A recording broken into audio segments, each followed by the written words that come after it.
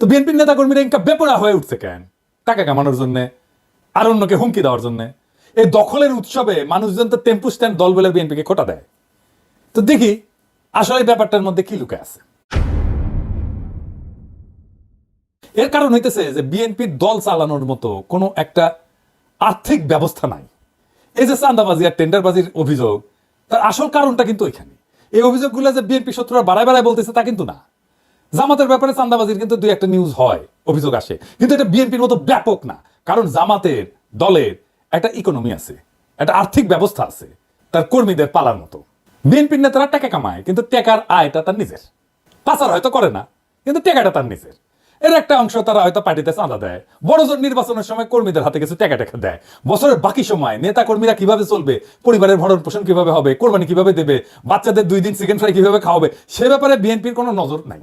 বিএনপির কর্মীরা নিম্নবিত্ত পরিবারের ছেলে মেয়ে, তাদের নিয়ে, তাদের ভবিষ্যৎ নিয়ে দলের নিয়ে তাদের কোনো চিন্তা আছে বলে মনে হয় না। আছে কি? আপনারাই বলেন, করে চিন্তা না? বিএনপির এই কর্মীরা মাঠ পর্যায়ে, তৃণমূলের কর্মীরা বেশিরভাগই ঘরের খেয়া বনের মশতালায়, কিন্তু সেটার তো একটা লিমিট আছে, তাই না? তাইলে দলের নেতাদের উন্নতি, তাদের আয় রোজগার বৃদ্ধি, তার সাথে সাথে কর্মীদের এবং দেশের উন্নতি হওয়ার কথা, তাই না? বিএনপির বেলায় কিন্তু সেটা দেখি না। তো জামাতের বেলায় দেখা যায়, কিন্তু জামাতের বিশাল বিশাল আর্থিক ইনস্টিটিউট তারা তৈরি করতে পারছে। আমরা পরবর্তীতে এটা নিয়ে আলাপ করব। কিন্তু ধরেন বিএনপির ব্যাপারে দেখি, বিএনপির কোনো ইনস্টিটিউট আছে, প্রতিষ্ঠান আছে? ধরেন হাসপাতাল, ডায়াগনস্টিক সেন্টার, ওষুধ কোম্পানি, মানে জামাত যেগুলো করে আর কি, ব্যাংক, গার্মেন্টস, মার্কেট, স্কুল আছে, বিশ্ববিদ্যালয় আছে, টিভি স্টেশন আছে, ব্যাংক আছে, হোটেল আছে, রেস্টুরেন্ট আছে, এমনকি নাটকের দল, গানের দল আছে? নাই। ইকোনমিক, কালচারাল, ইন্টেলেকচুয়াল কোনো অ্যাসেট নাই। সংবাদপত্র আছে, কুরিয়ার সার্ভিস আছে, আইটি ফার্ম আছে, কনসালটেন্সি সার্ভিস আছে, রিসার্চ সেন্টার আছে, থিঙ্ক ট্যাঙ্ক আছে? নাই। কর্মী থেকে বুদ্ধিজীবী পর্যন্ত কোথাও প্রফেশনালি এনগেজ হওয়ার কোনো ব্যবস্থা নাই বিএনপির লোকদের। বিএনপির কয়টা প্রতিষ্ঠান আছে যেখানে তাদের কর্মীরা চাকরি পায়? বিএনপির শক্তিশালী শ্রমিক সংগঠন কোথায়? জামাত তো বিএনপির চেয়ে ছোট দল। জামাতের যতগুলো হসপিটাল আছে তার তো 10 গুণ হাসপাতাল থাকা উচিত বিএনপির, তাই না? 10 গুণ বাদ দিলাম, জামাতের যতগুলো আছে ততগুলো হাসপাতাল নাই কেন বিএনপির? বিশ্ববিদ্যালয়, স্কুল, কোচিং সেন্টার, সারা দেশে কোনো হোটেল আছে, কারখানা আছে? বিএনপি কর্মীরা কেন স্বাভাবিকভাবে জানে না যে অমুক প্রতিষ্ঠানে গেলে আমার চাকরি হওয়ার কথা? জামাত ইসলামী ব্যাংক তৈরি করছে, ক্ষমতা যাওয়ার অনেক আগে ইবনে সিনা করছে 80-র দশকে। আরেকটা কারণ, এই সমস্ত প্রতিষ্ঠান থাকা রাজনৈতিক দলের জন্য খুবই দরকারি, কারণ পার্টির কর্মীদের কাজের মধ্যে থাকা দরকার। শ্রম না দিয়া বিনা পরিশ্রমে অর্থ উপার্জনের যে মানসিকতা, সেইটা খুবই বিপজ্জনক মানসিকতা, এবং এইটা একসময় করাপ্ট হবেই, তাকে করাপ্ট করে ফেলবে। বাংলাদেশের রাজনৈতিক নেতারা, আপনারা কিছু মনে করবেন না, আপনাদের অসম্মান করার জন্য আমি এটা বলতেছি না, এটা বাস্তবতা। আপনার পেশা কি? আপনার আয় উপার্জন কিভাবে হয়? আমি তো কারোই বৈধ প্রকাশ্য কোনো আয়ের উৎস দেখতে পাই না। এটা রাজনীতিতে সবসময় একটা কোশ্চেন মার্ক। বিনা পরিশ্রমে টাকা উপার্জনের উপায় থাকলে দলের কর্মীরা অসৎ কাজে জড়িয়ে পড়ার সুযোগ পাবে। মানে ক্ষমতা আছে কিন্তু কাজ নাই, এরকম মানুষজন বিপদের কারণ হয়ে দাঁড়াবে। তো তাদের মাথায় শয়তান বাসা বাঁধবে সহজেই। আমি পেশার খুব গুরুত্ব দিই। মানে দেখবেন যে ফেসবুকে এসে অনেকে রাজা উজির মারে না, আমি অমুক, আমি তমুক, প্রচুর জ্ঞানের কথা বলে। ওর একটা লিঙ্কডইন প্রোফাইল খুঁজে বের করবেন, তাহলে বুঝবেন যে ও আসলে প্রফেশনালি, পেশাগতভাবে সে কি করে, কোথায় করে, কাদের সাথে কাজ করে, তার নেটওয়ার্কের মধ্যে কারা কারা আছে, এটা দেখবেন। এটা খুব জরুরি। আপনি অনেক দেখবেন মানে রিসার্চ আর পিএইচডি অমুক তমুক মেলা কিছু করে ফেলছে, লিঙ্কডইনের কোনো প্রোফাইলই নাই, বুঝছাও? তার মানে ও কিছু করে না, কিচ্ছু না, বা যা করে সেটা বলতে চায় না সে। বুঝতে পারছেন? এটা যদি চিন্তা করে দেখেন যে বাংলাদেশে সমাজের নিচ থেকে উপরে ওঠার ভালো কোনো রাস্তা নাই। এক প্রজন্মের মধ্যে নৈতিকতার সীমার মধ্যে এক শ্রেণী থেকে আরেক শ্রেণীতে যদি উঠতে চায়, সেটা প্রায় অসম্ভব ব্যাপার। এই বাস্তবে যদি এটা আপনি করতে চান, তো একটাই মাত্র পথ খোলা আছে, সেটা রাজনীতি। রাজনীতি করে আপনি প্রচুর টাকা কামাইতে পারবেন, আপনার আর্থিক অবস্থা যাই থাকুক না কেন, তাই না? এটা খুব বিপজ্জনক একটা দেশের জন্য, খুবই বিপজ্জনক একটা দেশের জন্য। এই জন্যই বাংলাদেশের রাজনীতি দাঁড়াইতে পারে না, রাজনৈতিক দলগুলো দাঁড়াইতে পারে না, শক্তি অর্জন করতে পারে না। এই সিন্ডিকেট ভাঙতে হবে। কিন্তু রাজনীতিকে একমাত্র পথ হিসেবে যারা দেখে, যারা রাজনীতি শুধু করে, তাদের এই বাস্তবতাটা বুঝতে হবে এবং তাদের জীবিকা নির্বাহের দায়িত্ব নিতে হবে। নাইলে কর্মীরা বিএনপির রাজনৈতিক প্রতিপক্ষদের কোলে গিয়ে উঠবে, অথবা চাঁদাবাজি মারামারি সংস্কৃতি আরো বাড়বে। এই যে বিএনপির লোকেরা, কিছু মনে করেন না, ওরা যে আওয়ামী লীগের লোকদেরকে রক্ষা করলো কি জন্যে? ওইটা স্টেক নিতে গেছে। তারা ওই লোকটা ছাড়তে পারে নাই, ওই টাকার লোকটা ছাড়তে পারে নাই, টাকা পাইছে, তারা রক্ষা করে ফেলছে। বিভিন্ন জেলায় আপনারা দেখছেন না, বিএনপির কাঁধে এসে আওয়ামী লীগ পুনর্বাসিত হচ্ছে, আওয়ামী লীগকে রক্ষা করছে বিএনপি। কেন রক্ষা করছে? একটা ফাইন্যান্সিয়াল ইন্টারেস্ট ছিল, একটা টাকা পয়সার একটা লেনদেন ছিল, সেই জন্যই রক্ষা করছে। এবং দেখছেন তো, এই যে পেশা না থাকার কারণে, একটা আয় উপার্জনের, একটা সৎ আয় উপার্জনের জায়গা না থাকার কারণে দেশের ভবিষ্যৎ, দেশের রাজনৈতিক ভবিষ্যৎও এইটা সংকটে পড়ে যায়। যে কারণে মানুষ রাজনীতি করে, সেটা অর্জনের জন্য ভালো বিকল্প পথ দিতে হবে। শক্তিশালী পার্টির ফান্ড তৈরি করতে হবে এবং পার্টির একটা আর্থিক ব্যবস্থা তৈরি করতে হবে। বিএনপি চাইলে এটা করতে পারে, শুধু বিএনপি না, নতুন দল যারা আসতেছে তারাও এটা চিন্তা করতে পারে। আমি তো জামাতের বাংলাদেশের ব্যবসা প্রতিষ্ঠানের কথা বললাম, আমরা দুনিয়ার কিছু উদাহরণ দেখে আসি। পিসিআই এটা ইটালিয়ান পার্টি, 1945 থেকে 1991 মধ্যে একটা ইউরোপের অন্যতম শক্তিশালী কমিউনিস্ট পার্টি ছিল। এদের বিভিন্ন সমবায় সংস্থা ছিল, প্রকাশনা সংস্থা ছিল, রিয়েল এস্টেট ছিল, হোটেল ব্যবসা ছিল এবং দলীয় সদস্যদের কর্মসংস্থান হইতো, তহবিল সংগ্রহের জন্য এই জিনিসগুলো কাজে লাগে। তো তাদের রেস্টুরেন্ট ছিল, বার ছিল, সামাজিক ক্লাব ছিল, ট্রাভেল এজেন্সি ছিল, তাদের সহযোগী সংগঠনগুলো হলিডে রিসোর্ট করছিল, গেস্ট হাউস করছো, এমনকি এখানে দলীয় সদস্যরা ছাড়ে থাকতে পারত। আফ্রিকান ন্যাশনাল কংগ্রেস এএনসি, এটার বিনিয়োগ বাহিনী আছে যা বিভিন্ন ব্যবসা পরিচালনা করে এবং এএনসির যে বিনিয়োগ কোম্পানিগুলো আছে তারা হোটেল এবং পর্যটন খাতেও সম্পৃক্ত। বিএনপি বা বাংলাদেশের রাজনৈতিক দলগুলো নিজের ইকোনমি তৈরির জন্য, নিজের আর্থিক ব্যবস্থা তৈরির জন্য কোন পদ্ধতি গ্রহণ করবে সেটা তারাই ভালো জানে। রাজনৈতিক দলের শীর্ষ নেতাদের কর্মীদের ভরসা হয়ে উঠতে হয়। হাসিনার মতো তাদের উপরে জুলুম এবং গায়ের জোরের ছাতা হয়ে ওঠার টাইম শেষ। সেই জন্য নতুন ভাবে ভাবতে হবে রাজনৈতিক দলগুলো। আজকে দেখেন দেশের অবস্থা নিয়ে কিন্তু কেউই সুখী না, কেউ তৃপ্ত না, না রাজনৈতিক দলগুলো, না টকশো মারানিরা, না এমনকি সরকার, না জনগণ, না মিডিয়া। আপনারা প্রথম থেকে শুনে আসতেছেন বিপ্লবের শক্তিগুলো বিভাজিত, তাই না? নিউজ হয়েছে দেশে শুরু হয়েছে বিভাজন। বিভাজন নিয়ে আমি একটা এপিসোড করছি যে বিভাজনের জন্য কে মূলত দায়ী। তারপরেও আরো কিছু আলাপ আছে, প্রাসঙ্গিক আলাপ, সে আলাপগুলো আজকে করবো আর কি। নেত্র নিউজ দেখেন এমন একটা ভয়ঙ্কর স্টোরি করেছে যেমন কি ইন্ডিয়ান বিজেপি করে নাই, সেটা করছে নেত্র নিউজ। লিখছে অগণতান্ত্রিক, অহংকারী, মানবাধিকার বিরোধী ক্ষমতায় 1 বছর কাটতে না কাটতেই মোহাম্মদ ইউনূসের যত্নে গড়া ভাবমূর্তি ভেঙে দিয়ে আসল চেহারা প্রকাশ পেয়ে গেছে। সে বলতেছে ইউনূস কোনোদিনই বাংলাদেশের মানুষের মধ্যে অতটা জনপ্রিয় ছিলেন না যতটা তার তোষামতকারীরা বিশ্বকে দেখাতে এবং চাপিয়ে দিতে চাইছে। এই সত্য স্বীকার করার মতো বিনয় তার নাই।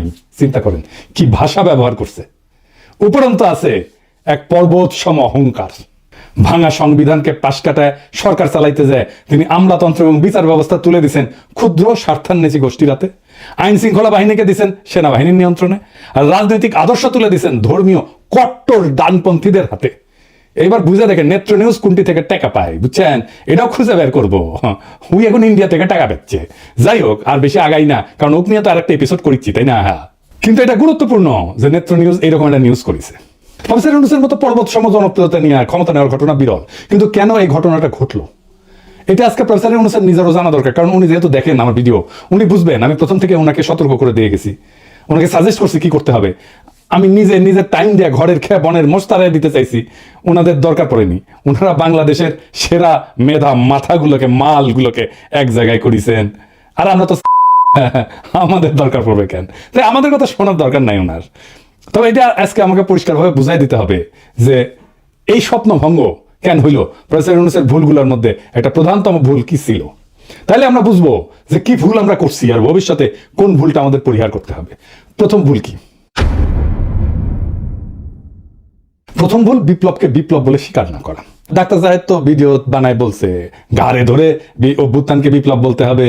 না, এগুলো আসলে কোনোটাই বিপ্লব না, কোনোটাই বিপ্লব না। আমাদের এটাও অনেক অনেক ধরে বিপ্লব থেকে ছিল, কিন্তু গণঅভ্যুত্থানকে ঘাট ধরে এটা করানো হচ্ছে কারণ কার পরিকল্পনা আছে এটাকে বিপ্লব হিসাবে প্রতিষ্ঠিত করে বিপ্লবী সরকার বানিয়ে সবকিছু বাতিল করে তাদের মতো করে দেশ চালাবেন। মির্জা ফখরুল বলছে যেসব দেশে বিপ্লব সফল হয়েছে সেখানে বিপ্লবী সরকার গঠন হয়েছে, তাদের একটা বিপ্লবী দল ছিল।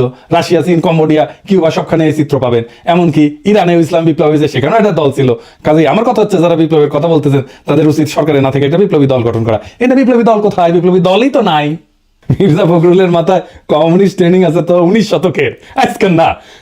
মানে বিপ্লব করার জন্য একটা বিপ্লবী তত্ত্ব লাগবে, একটা কার্ল মার্কস লাগবে, তার আবার দাড়ি থাকা লাগবে। দাদা সিরাজুল সেজন্য দাড়ি রেখেছিল। লেনিন লাগবে, তার আবার টাক মাথা লাগবে, একটা বলশেভিক পার্টি লাগবে। আমি আগেও বলছি, আবারও বলি, কেন 2024-এর রাজনৈতিক পরিবর্তন অভ্যুত্থান না বিপ্লব?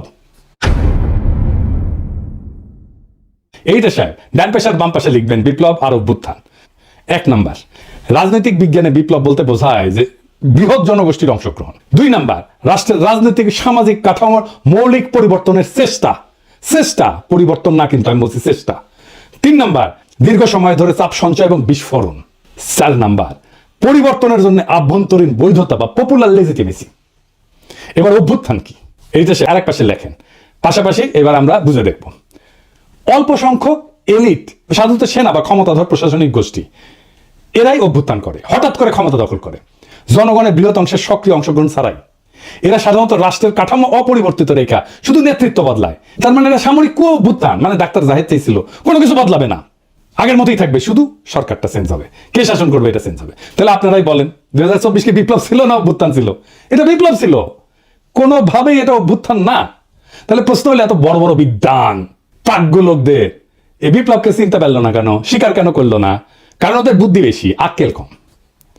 আসেন আমরা একটু বুঝে দেখি যে বিপ্লব এখন কেমন করে হয় এই 19 শতকের চিন্তা ছাড়াও।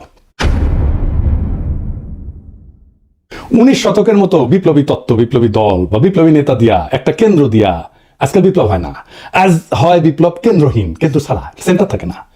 বহু নোট বিপ্লব, নোট নোট এডিটে শেয়ার নোটগুলো দেখান একটু, অনেকগুলা নোট। আমরা 2024-এর নোটগুলো দেখি, ধরেন একটা গোল গোল করে দেখাবেন, বিএনপি নোট, জামাত নোট, বৈষম্য বিরোধী ছাত্র আন্দোলন নোট, ছাত্র শিবির নোট, ছাত্র দল নোট, অন্যান্য রাজনৈতিক দল নোট, প্রবাসী diaspora note, YouTuber note, social media note, remittance যোদ্ধা নোট, রিক্সাওয়ালা নোট, কিশোর গ্যাং নোট, বিশ্ববিদ্যালয় ছাত্র নোট, দোকানদার নোট, ক্ষুদ্র ব্যবসায়ী নোট, শহুরে দরিদ্র লোক নোট, শ্রমিক নোট। এখন এই নোটগুলো কি দিয়ে যুক্ত ছিল? যুক্ত ছিল সোশ্যাল মিডিয়া দিয়ে, ইন্টারনেট দিয়ে। এদিকে সাহেব একটা নোটের সাথে আর একটা নোটের ইন্টারনেটের যোগ করে দেন, তাহলে সবাই বুঝবে। এবং সবগুলো যখন একসাথে হয় তখন এটা একটা বিশাল শক্তি হয়। কিন্তু একটা আলাদা নোট শক্তিহীন। এখানে কোনো কেন্দ্রীয় নেতৃত্ব নাই, কোনো একক সদর দপ্তর নাই, কমান্ড স্ট্রাকচার নাই। আন্দোলনের শক্তি আসে বহু ছড়ায় থাকা এরকম নোট বা কেন্দ্র থেকে। নোটগুলোর মধ্যে সীমিত বা একটা শূন্য সমন্বয় থাকে, তবুও তারা একই লক্ষ্যে একই দিকে ধাবিত হয়। এই ধরনের বিপ্লবকে বিভিন্ন একাডেমিক ধারা বা ক্ষেত্র থেকে বিভিন্ন নামে বর্ণনা করা হয়। কি কি আসেন আমরা সেটা বুঝে দেখি। এটাকে যেমন বলা হয় ডিসেন্ট্রালাইজ রেভলিউশন বা লিডারলেস রেভলিউশন, মানে কোনো কেন্দ্রীয় কমান্ড বা স্ট্রাকচার নাই, প্রত্যেকটা গ্রুপ বা নোড নিজের মতো করে কাজ করে। 2 নাম্বার, এটাকে বলা হয় নেটওয়ার্ক রেভলিউশন, মানে তথ্য প্রযুক্তি বা সামাজিক মাধ্যম যুগে ব্যবহৃত শব্দ। এইটা manual castle owner network of outrage and hope এই বইয়ে উনি আরো বসন্তের মতো আন্দোলনকে এইভাবে বর্ণনা করছিলেন। এটাকে সোয়ার্ম মুভমেন্টও বলা হয় বা সোয়ার্ম ইন্টেলিজেন্স পলিটিক্সও বলা হয়। মানে ধরেন পিঁপড়া বা মৌমাছি যেরকম ঝাঁকবদ্ধ প্রাণী থাকে না, এদের আচরণ থেকে নেওয়া ধারণা অনেক ছোট ছোট ইউনিট একসাথে একটা বড় পরিবর্তন ঘটায় দেয়, কেন্দ্রীয় কোনো মস্তিষ্ক ছাড়াই। এটাকে আরো বলা হয় সেলফ অর্গানাইজিং রেভলিউশন। এটাকে সিস্টেম থিওরি বা কমপ্লেক্সিটি স্টাডিজে এই ধারণা ব্যবহার করা হয়। সমন্বয় ছাড়াই অনেকগুলো সত্তা নিজে থেকে একই দিকে মুভ করে। এটার আরেকটা টার্মিনোলজি আছে, পলিসেন্ট্রিক আপরাইজিং, মানে রাজনৈতিক বিজ্ঞান এবং অর্থনৈতিক প্রশাসন তত্ত্বে ব্যবহৃত একাধিক কেন্দ্র যাদের মধ্যে সমন্বয় দুর্বল বা নাই, কিন্তু প্রত্যেকে একই ধরনের পরিবর্তনের দিকে আগাচ্ছে। ইতিহাসে কি এর উদাহরণ আছে? আসেন দেখি। 1848 সালে ইউরোপের বিপ্লব হয়েছিল অনেকগুলো দেশে একসাথে, আলাদা আলাদা ইস্যুতে। প্রায় সমন্বয় ছাড়াই বিদ্রোহ শুরু হয়। ফ্রান্সে হয়, জার্মানিতে হয়, অস্ট্রিয়াতে হয়, ইটালিতে হয়। এইগুলোর আর বিস্তারিতে গেলাম না, কারণ এই বিস্তারিতে যাওয়ার আমাদের দরকারও নাই। কিন্তু এইরকম বিপ্লব হয়েছিল আর কি, সেটা জানা থাকা ভালো। আরব বসন্ত এরকম একটা মুভমেন্ট ছিল। তিউনিসে থেকে শুরু হইয়া মিশর, ইয়ামেন, লিবিয়া, সিরিয়া প্রত্যেকটা দেশে স্বতন্ত্রভাবে আন্দোলন ছড়াই গেছে। পোল্যান্ডের সলিডারিটি মুভমেন্টের প্রথম ধাপ, যেটা 1980 সালে হয়েছিল, যে গদালফ শিপিয়ারের ধর্মঘট ছিল না, ওইখান থেকে শুরু হইয়া দেশের বিভিন্ন শহরে স্বাধীনভাবে ছড়াই পড়ছিল। ইরানে একটা কনস্টিটিউশনাল রেভলিউশন হয়েছিল 1905 সালে। 1905 থেকে 11 সাল পর্যন্ত 6 বছর ব্যাপী। ভৌগোলিকভাবে বিচ্ছিন্ন শহরগুলোতে বিদ্রোহ হয়েছিল, কিন্তু কেন্দ্রীয় নেতৃত্ব ছিল না। এই ফর্মের, এই যেটা বললাম, এই ফর্মের পজিটিভ দিক কি? এটা কিন্তু পজিটিভ দিক আছে। কি কি? 1 নম্বরে এটা দমন করা যায় না। এক জায়গায় দমন করলে অন্য জায়গায় আন্দোলন চলতে থাকে। 24-এ তাই হয়েছে আমাদের বাংলাদেশে। ঢাকা বিশ্ববিদ্যালয় দমন করছে, প্রাইভেট বিশ্ববিদ্যালয়ে আন্দোলন শুরু হয়েছে। 2 নম্বর, এটা বৃহৎ অংশগ্রহণ হয়, বিভিন্ন গোষ্ঠী তাদের নিজস্ব কারণে জড়ায়, ফলে ভিন্ন মত থাকলেও সম্মিলিত চাপ তৈরি হয়। 3 নম্বর, কেন্দ্রীয় নেতৃত্বকে কিনে ফেলা যায়। আমরা দেখতেছি না, এটা কিনে ফেলা যায়, টাকার কাছে বিক্রি হয়ে যায়, ভয়ের কাছে নত হয়। কোন একক নেতা নাই যে শত্রুর কাছে আত্মসমর্পণ করবে, সেই জন্য এখানে আত্মসমর্পণ করে না। নাহিদেরা তো ডিবি অফিসে হারুনের এখানে গিয়ে চাপে পড়ে আন্দোলন প্রত্যাহার করছিল, তাই না? আন্দোলন থামে নাই। এবং এইটা কি, এটা সৃজনশীল হয় এবং এটার অভিযোজন ক্ষমতা থাকে। বিভিন্ন নোট বিভিন্ন কৌশল ব্যবহার করে। মানে আমরা অনলাইনে ইউটিউবে একরকম কৌশল ব্যবহার করছি, বিদেশে একরকম কৌশল ব্যবহার করছি। আমরা রেমিটেন্স যোদ্ধারা তাদের রেমিটেন্স শাটডাউন করে দিয়েছে, দেশে যারা কাজ করছে তারা আরেক রকম ভাবে কাজ করছে। এটার কিছু নেগেটিভ দিক আছে আবার। কি কি? দীর্ঘমেয়াদে ক্ষমতা দখল এবং রূপান্তরের সমস্যা। বিপ্লবের পরে কে নেতৃত্ব দেবে, কিভাবে রাষ্ট্র পরিচালিত হবে, এতে বিভ্রান্তি এবং ক্ষমতার লড়াই শুরু হয়। তাই হয়েছে না? হ্যাঁ, মানে এটা নিয়ে ধরেন এই সরকার কেন ভুল করতেছে এটা বলতে নিয়ে প্রথম দিকে বলতাম, হ্যাঁ, তো তখন আইসা বলতো যে আপনি উপদেষ্টা হইতে পারেন নাই, সেই জন্য এটা বলতেছেন, বলাই বন্ধ করে দিছিলাম সেই জন্য। তো যাই হোক, এখন তো আর ওই চান্স নাই, এখন আর বলা শুরু করি আবার যে ভুলগুলো কি কি ছিল। এখন বলতে পারেন যে এখন বলতেছেন, তখন বলেন না কেন, এখন বলতেছেন, এখন বলে লাভ কি, তখন বললে তো কিছু উপকার করে। শোনেন ভাই, কিছু লোক আছে যারা এসে বারবার করে এই কথাটা বলতো যে আপনি উপদেষ্টা হইতে পারেন নাই, সেজন্য এটা বলিচ্ছেন, বলতো না? আপনারা নিজেরাই বলেন তো, তার কি দরকার এই গ্যাঞ্জামের মধ্যে ঢুকে লাভ আছে? আচ্ছা, আর কি সহজে এটা বিভক্ত হয়ে যায়, সমন্বয় না থাকলে আদর্শিক সংঘাত হয় এবং প্রতিযোগিতা পারে। দেখতেছেন না বিএনপি শিবির, ছাত্রদল ছাত্র শিবিরের আদর্শিক সংঘাত হচ্ছে না? 3 নাম্বার, বাইরের শক্তির ম্যানিপুলেশন সহজে, তারা খুব সহজেই এটাকে ম্যানিপুলেট করতে পারে। সমন্বয়হীন গ্রুপগুলো আলাদা আলাদা চুক্তিতে বিক্রি হয়ে যেতে পারে বিদেশি শক্তির কাছে। ইন্ডিয়া নানা অ্যাঙ্গেল থেকে আমাদের মধ্যে ঢুকে যাচ্ছে না, একবার ওয়াকার, একবার বিএনপি, একবার বাম, একবার পন্দের আলো, একবার দিল্লি স্টার, একবার দেবপ্রিয়, একবার ইসকন মিলে এবার। হ্যাঁ, 4 নাম্বার, ন্যারেটিভ গঠনের দুর্বলতা, কেন্দ্রীয় বয়ান বা একক বার্তা না থাকায় আন্তর্জাতিক এবং আভ্যন্তরীণ সমর্থন এটা অগোছালো হয়ে যায়। তাই হয়েছে, আমরা চেষ্টা করছি ন্যারেটিভ তৈরিতে, কিন্তু আমরা তো সরকার না, আমরা তো সরকারের বাইরের শক্তি। এই 2024-এর বাংলাদেশের বর্ষা বিপ্লব এই আন্দোলনের প্রক্রিয়া, বৈশিষ্ট্য এবং মডেলের সাথে একেবারে খাপে খাপ মমতাজের বাপের মতো মিলে যায়, তাই না? কেন্দ্রীয় নেতৃত্বের অনুপস্থিতি। এই আন্দোলন কোনো এক নেতা বা কোনো দলের হাতে ছিল না, সবাই নিজের মতো করে যাচ্ছে। বহু নোটের সক্রিয়তায় আন্দোলনের শক্তি আসছে শহর, গ্রাম, শ্রমিক, ছাত্র, প্রবাসী সমর্থন, সোশ্যাল মিডিয়া, সব জায়গা থেকে। কিছু যোগাযোগ কারো কারোর মধ্যে ছিল, কিন্তু পুরোপুরি কমান্ড সেন্স ছিল না। আমাদের একমাত্র যোগাযোগ ছিল সোশ্যাল মিডিয়া। এই জন্যই পলক ইন্টারনেট বন্ধ করে দেয়, আমাদের নোটগুলোর ইন্টার কানেকশন বন্ধ হয়ে যায় এবং আন্দোলনও কিন্তু বন্ধ হয়ে গেছিল। এই বিপ্লবের প্রতিরোধ ক্ষমতা ছিল অসাধারণ। সরকার এক জায়গায় দমন করলে অন্য জায়গায় আন্দোলন জ্বলে উঠছে। ঢাকা বিশ্ববিদ্যালয়কে দমন করছে, প্রাইভেট বিশ্ববিদ্যালয় ফুসে উঠেছে। নোডাল আন্দোলনের এটাই চরিত্র, কেন্দ্র ছাড়া আন্দোলনের এটাই চরিত্র। তবে ফলাফলে সীমাবদ্ধতা স্পষ্ট আমাদের, তাই না? ক্ষমতা দখলের পরে পরবর্তী রূপকল্প নির্ধারণে অস্পষ্টতা ছিল, ফলে পুরানো রাজনৈতিক শক্তি এবং বাইরের কূটনৈতিক প্রভাব দ্রুত জায়গা দখল করে ফেলছে। ঐক্যবদ্ধ বয়ান তৈরি না হয়, আন্তর্জাতিক সমর্থন এটা কমে গেছে। একাডেমিক ভাবে 2024 সালের বাংলাদেশের বিপ্লবকে যদি বলতে হয়, এটা পলিসেন্ট্রিক, লিডারলেস, নেটওয়ার্ক আপরাইজিং বলা যায়। মানে বহুকেন্দ্রিক, নেতাবিহীন, সংযুক্ত একটা বিপ্লব বলা যায়, যেখানে বহু নোট সমন্বয়হীনভাবে একই লক্ষ্য অর্জনে কাজ করছে। তো এখন এই শফিকের মনে হয়েছে এই লড়াইয়ের একজন মাস্টার মাইন্ড তো লাগবেই, কারণ বিপ্লবের তো একটা নেতা লাগে, একজন কার্ল মার্কস লাগে যার দাড়ি থাকে। মাহফুজেরও দাড়ি আছে একটু, তখন ছিল, তো বানিয়ে দিয়েছে মাস্টার মাইন্ড। প্রফেসর ইউনূস মনে করেছেন এটা ছাত্ররা করেছে, সবাই অন্ধের হাতি দেখছে, সমস্ত নোট কেউ দেখে নাই। সেই কারণেই এইটা হাসিনার দমন প্রতিরোধে অসাধারণ সাফল্য দেখালো, বিপ্লবের পরে রাজনৈতিক ক্রিস্টালাইজেশন এইটা গঠন আর করতে পারে নাই, অসম্ভব দুর্বল হয়ে পড়ছে। এখন প্রশ্ন হচ্ছে এই দুর্বলতা কিভাবে কাটানো যেত? জি না, আমি বিপ্লবী সরকারের কথা বলবো না, এটা বলাটা এখন টাইম নষ্ট। এই লড়াইয়ের যে নোটগুলো ছিল, সেই নোটগুলোর মধ্যে আবার সংযোগ তৈরি করতে হতো, তাহলে এটা একটা নিউরাল নেটওয়ার্কের মতো কাজ করতো। আপনারা জানেন তো যে আমাদের মাথার মধ্যে বিভিন্ন ব্রেনের সেল আছে এবং এই সেলগুলো একটার সাথে একটা কানেক্ট করতে পারে, এবং সেই কারণে আমার মস্তিষ্কে প্রত্যেকটা সেল সম্পূর্ণ, কিন্তু একজন একজনের সাথে কানেক্ট করে, কথা বলে। সেজন্যই আমরা আমাদের এই বুদ্ধিমত্তা দাঁড়ায়।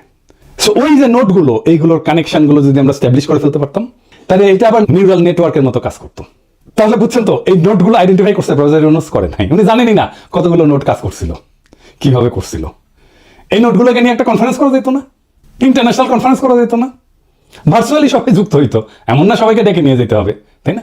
ভার্চুয়ালি সবাই যুক্ত হইতো। বিপ্লব বিজয়ের পরে অন্তর্বর্তীকালীন সরকারের কাঠামোর রূপরেখা তৈরি করতে মন্ত্রিসভা, আইন প্রণয়ন, বিচার, নিরাপত্তা, সব সেক্টরের দায়িত্ব কার কাছে যাবে, এটা করার জন্য আমরা 3 দিন তো টাইম পেয়েছি, করতে পারছি ঠিক মতো? পারি নাই। কেন পারি নাই, কার জন্য পারি নাই, সেটা আর কইলাম না, সবাই উপদেষ্টা হইতে গেছে। এবং আমাদের একটা ট্রানজিশনাল চার্টার করতে হইতো, বিপ্লবের মধ্যেই সব নোটের প্রতিনিধিদের নিয়ে একটা সংক্ষিপ্ত ঘোষণাপত্র তৈরি করতে হতো, যেখানে সময়সীমা, নির্বাচন আয়োজন, আইনি নীতির স্পষ্টতা থাকবে। যেটা হইলো 1 বছর পরে। গন্ডারের চামড়াও এত মোটা না, কিন্তু এটা করলো কে? রাজনৈতিক দলগুলো। নোটগুলো নাই কিন্তু, দেখছেন এটা দুর্বলতাটা দেখেন। মানে রাজনৈতিক দলগুলো মনে করতেছে, প্রফেসর ইউনূস মনে করতেছে ওরাই দেশের মালিক, ওরা যা করবে তাই, বিপ্লব ওরা একাই করেছে, ওদের এতই হেডম, আমরা কেউ না, আমরা সব। জুলাই ঘোষণাপত্র হইলো, আপনার আমার কোনো পার্টিসিপেশন আছে? নাই। কি আশ্চর্য কথা। আর কি করা যাইতে পারতো? জয়েন্ট কাউন্সিল অফ নোটস, প্রত্যেকটা প্রধান নোডের প্রতিনিধিদের নিয়ে একটা অন্তর্বর্তী সমন্বয় পরিষদ, যা ক্ষমতা গ্রহণের সাথে সাথে কাজ শুরু করতে পারতো। ভার্চুয়ালিও করা যেত, তাদেরকে উপদেষ্টা বানাইতে হইতো না, পয়সাও দিতে হইতো না। প্রফেসর ইউনূস জানেই না কতগুলো নোট কাজ করছে। উনি হয়েছেন 1972-এর মুজিব, কেমনে মুক্তিযুদ্ধ হয়েছে যেমন মুজিব জানতো না, তারপরে মুক্তিযুদ্ধ তো দেশ চালাইতে গেছে। প্রফেসর ইউনূসও একই জিনিস, কেমনে বিপ্লবটা হয়েছে এটা উনি জানেন না, বুঝেনও না, তা কিন্তু দেশ চালাইতে গেছেন। এরকম মাল্টিপল নোট থাকলে, এটা সমন্বয়হীন নোট থাকলে বিজয়ের পর নিজেদের মধ্যে দ্বন্দ্বে জড়ায় পড়ে, একটা নোটের সাথে আর একটা নোট, সেটা হয়েছে তো। এবং এটার জন্য একটা কনফ্লিক্ট ম্যানেজমেন্ট, একটা ফ্রেমওয়ার্ক লাগে। এই নোটগুলো কিভাবে কনফ্লিক্ট ম্যানেজমেন্ট করতে হবে, সরকারের তরফ থেকে এটা বিরোধ মেটানোর জন্য পদ্ধতি ঠিক করা, মধ্যস্থতাকারী ঠিক করা, নেগোসিয়েটর ঠিক করা, কিভাবে সমাধানটা হবে সেটা ঠিক করা, আর কি একটা কমন মিনিমাম প্রোগ্রামের ভিত্তিতে নোটগুলোর ঐক্য। সব নোট যে লক্ষ্যগুলোতে একমত, যেমন ফ্যাসিস্ট সরকারের পতন, মুক্ত নির্বাচন, মানবাধিকার পুনঃপ্রতিষ্ঠা, আওয়ামী লীগের বিচার, সকল দুর্নীতির বিচার, এইগুলো ন্যূনতম অভিন্ন এজেন্ডা হিসাবে ধরে রাখা। প্রেসিডেন্ট সরকার কিছু করছে, এগুলো করে নাই। উপদেষ্টাদের নামে দুর্নীতির অভিযোগ উঠতেছে, প্রেসিডেন্টের নামে নেতৃত্বে যেমন স্টোরি ছাপে, এটা দায় প্রফেসর ইউনূসের নিজের। ওনার 1 বছরের মধ্যে টাইম হইল না এই নোটগুলোকে আইডেন্টিফাই করে আবার কানেক্ট করার। আর রাজনৈতিক দলগুলো সব চলে গেল পিকনিক মুডে। উনি রাজনীতির লোক না, আমি মানলাম। যারা রাজনীতির লোক তাদের সাথে তো কথা বলবেন, উনি বোঝার চেষ্টা করবেন। উনি আশায় আছেন একটা ভালো নির্বাচন দিতে পারবেন, দিতে পারলে ভালো, তবে আমি খুব ভরসা পাইতেছি না। তবে এই নির্বাচনে খেলা হবে, অপ্রত্যাশিত ফলাফল হবে, আমি আগেই বলে রাখতেছি। তাই আমি চাই ফেব্রুয়ারিতে ইলেকশনটা হোক। 2024 এই বর্ষা বিপ্লব আমাদের শেখায়, এই দেশের জনগণ যখন জায়গায় ওঠে তখন ট্যাঙ্ক, গুলি, গুম কিছুই তাকে থামাইতে পারে না। আমরা দেখছি কিভাবে এক একটা নোট, এক একটা শহর, এক একটা শিক্ষা প্রতিষ্ঠান, একটা অঞ্চল, একটা প্রবাসী গ্রুপ একে অপরকে না চিনেও কোনো একক নেতা ছাড়াই এক হয়ে ইতিহাস লিখছে, ইতিহাস বদলাই দিছে। কিন্তু বিপ্লব শুধু ক্ষমতা বদল না, এটা ভবিষ্যৎ বদলের দায়ও। এই দায় এখনো পূর্ণ হয়নি। যারা ক্ষমতায় তারা যদি এই নোটগুলোকে পুনরায় সংযুক্ত না করে সাধারণ মানুষের বিশ্বাস ফিরায় না আনে, তবে এই বিপ্লবের শক্তি আবারও তাদের বিরুদ্ধে জেগে উঠবে, আরো ভয়ঙ্করভাবে, আরো সংগঠিতভাবে। আমরা ভুলে যাব না, বিপ্লবের আসল মালিক জনগণ, কোনো মাস্টার মাইন্ড না, কোনো ব্যক্তি না, কোনো দল না। আমরা হার মানব না, কারণ আমাদের হাতে এখনো আছে সেই ঐক্যের চাবি, যা একবার এই দেশকে ফ্যাসিবাদ থেকে মুক্ত করছে। ফেব্রুয়ারির নির্বাচন হোক আমাদের দ্বিতীয় ধাপ, যেখানে ভোট হবে শুধু ভোট না, হবে বিপ্লবের ধারাবাহিকতা, যেখানে ব্যালট বাক্স হবে জনগণের নতুন অস্ত্র, যেখানে জয় হবে শুধু এক দলের নয়, বাংলাদেশের। ইতিহাসের গতি থামানো যায় না, যারা থামাতে চাইছে তারা হারায় গেছে, আর যারা শিখছে তারা সংগঠিত হয়েছে, তাদের হাতেই থাকে বিজয়। বিপ্লব চলমান, এই বার্তা জানুক শত্রু, এই বার্তা জানুক মিত্র। ইনকিলাব জিন্দাবাদ।